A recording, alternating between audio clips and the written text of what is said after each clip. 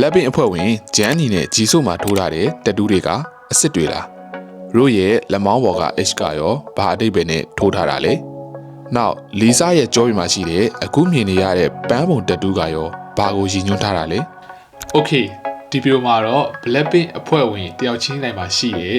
လှုပ်ဝက်ပြီးတော့စမ်းကြဲတဲ့တက်တူးတွေအကြောင်းကိုပြောပြပေးပါမယ်ပထမဆုံးအနေနဲ့မာယီဂျီဆိုနဲ့ဂျန်နီတို့ရဲ့တက်တူးတွေအကြောင်းကိုအရင်ပြောပြပါမယ်မာယီဂျီဆိုရဲ့အခုမြင်နေရတဲ့အသေးပုံတက်တူးလေးကတော့2022ဝါတာဝါဖျော်ဖြေပွဲမှာပြည်သက်တွေရိုက်ထားတဲ့ပုံတွေဗီဒီယိုတွေကနေမှတဆင့်ပြန့်နှံ့သွားခဲ့တာပါဒီအသေးပုံတက်တူးနဲ့ပတ်သက်ပြီးတော့အခုလက်ရှိအချိန်ထိတော့မာယီဂျီဆိုကိုယ်တိုင်တက်တူးအစ်စ်ပါလို့ပြောပြထားတာမျိုးမရှိသေးပါဘူး Blackpink အဖွဲ့ဝင်ထဲမှာအဟော်ဆုံးနဲ့အချစ်ခံရဆုံးဖြစ်တဲ့ဂျန်နီစီမှာရှိတဲ့လူတီများတဲ့တက်တူးကတော့ဂျန်နီ Blackpink အဖွဲ့နဲ့ပွဲဦးမထွက်ခင်မှာသူ့ရဲ့လက်ကောက်ဝင်းမှာထိုးထားတဲ့ Stay Strong ဆိုတဲ့ယာယီတက်တူးတစ်ခုရှိခဲ့ပူပါတယ်ဂျန်နီရဲ့ပရိသတ်တွေကတော့သူပွဲဦးမထွက်ခင်ဒီခက်ခဲတဲ့ training ကာလတွေကြားထဲမှာစိတ်သက်ပိုင်းဆိုင်ရာမြင့်တင်ဖို့အတွက်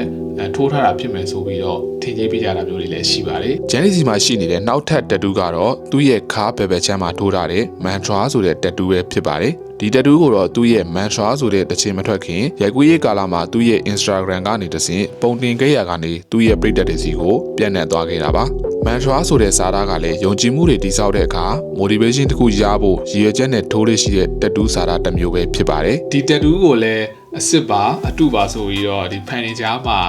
ငင်းခုန်ကြတာမျိုးတွေရှိပြီမဲ့ဂျန်နီကိုယ်တိုင်ကလည်းထုတ်ဖို့ပြပြတာမျိုးတော့အခုလက်ရှိချိန်ထိမရှိသေးပါဘူးကဲအခုကတော့ Blackpink ရဲ့ main vocal လေးဖြစ်တဲ့ Rose ရဲ့တက်တူးတွေဘက်ကိုလှည့်ကြပါမယ်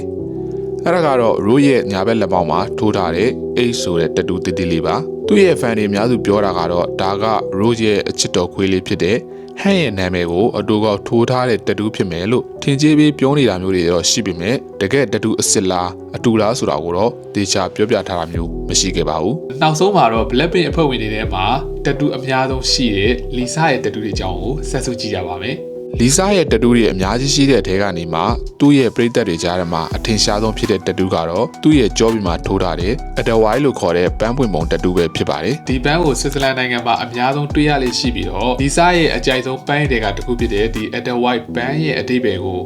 တစ်ချက်လေးလာကြည့်တဲ့အချိန်မှာတော့ဒီပန်းကတက်တိရှိတာကိုပေါ်ပြတာပြီးတော့တန်ဖိုးထားလေးစားမှုတွေကိုပေါ်ပြတဲ့နေရာမှာအသုံးများပြီးတော့လီဆာကိုယ်တိုင်လည်းအဲ့ဒီအဓိပ္ပာယ်တွေနဲ့ထိုးထားတာဖြစ်နိုင်ပါတယ်ပြီးတော့ရေပန်နာမှာထိုးထားတဲ့ Heart Butterfly လို့ခေါ်တဲ့လိပ်ပြပုံစံကိုတစ်ချမ်းပဲထိုးထားတဲ့တက်တူးလေးရဲ့နောက်လီဆာကဂျန်နီအတွက်ရွယ်ပြီးထိုးထားတာလို့ပြည်သက်တွေကြားထဲမှာပြောများကြတဲ့နတ်သမီးပုံစံတက်တူးလေးလည်းရှိပါတယ်နောက်ထပ်တစ်ခုကကြတော့လီဆာရဲ့ကိုပိုင်ကုမ္ပဏီနာမည်ဖြစ်တဲ့ Allow ကိုလည်းသူ့ရဲ့ညာဘက်ခြေချင်းဝင်နာမှာထိုးထားပါသေးတယ်နောက်သူ့ရဲ့ Roster Event အတွက်ရွယ်ပြီးတော့ဘက်ဘက်လက်မောင်းမှာထိုးထားတဲ့Roster တက်တူးရှိမယ်။နောက်သူနောက်ဆုံးထထားတဲ့ Dream သချင်းအတွက်ရည်ရွယ်ပြီးတော့သူ့ရဲ့လေတန်းလှလှလေးမှာထိုးထားတဲ့ Dream ဆိုတဲ့တက်တူးရဲ့တိတ်မကြသေးခင်ကနောက်ဆုံးထိုးထားတဲ့ညာဘက်ခြေချင်းဝင်နာကလင်းပန်ယိုလေးကတော့လီဆာကိုသူ့ရဲ့မေမေလက်ဆောင်ပေးခဲ့တဲ့လဲဆွဲလေးမှာပါတဲ့လင်းပန်ယိုလေးကိုအမတ်တရအနေနဲ့ထိုးထားတာပါလို့သူကိုယ်တိုင်ပြောပြခဲ့ပါတယ်။လီဆာရဲ့တက်တူးတော်တော်များကတက်တူးအစ်စ်တွေဖြစ်ပြီးတော့